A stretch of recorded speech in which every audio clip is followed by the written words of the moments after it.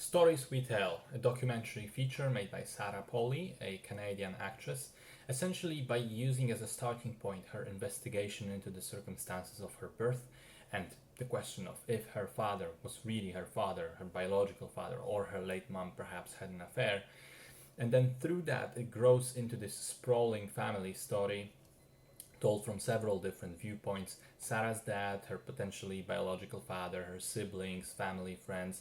Crucially, though, almost never her own words. And then it kind of also evolves into this exercise in storytelling in general, a question of the validity of each story, of subjective truth, and each specific version of events versus an objective truth, and even if that concept can be applied in real life.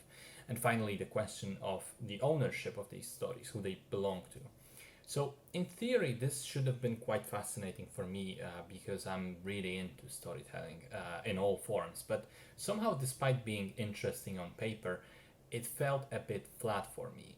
And I've been trying to think why that's the case because it wasn't immediately obvious to me. And I think it's possibly because the bulk of the story is this, really personal family story of Sarah and her mom and the men in her life, and it's just slightly too personal to be relevant for me. I don't think it's universal enough for me to really get on board and engage with it fully and relate to it. And on the other hand, in terms of exploring this meta aspect of storytelling, the relation to truth, and so on, I felt that last part ends up being quite underdeveloped. It's spoken of in the last like half an hour of the film several times, but at the end of the day, it does feel kind of like an afterthought to just the family stuff that was going on, the factual or anecdotal stuff. So I think it was an interesting experiment and perhaps a very valuable therapy tool for the Polly family.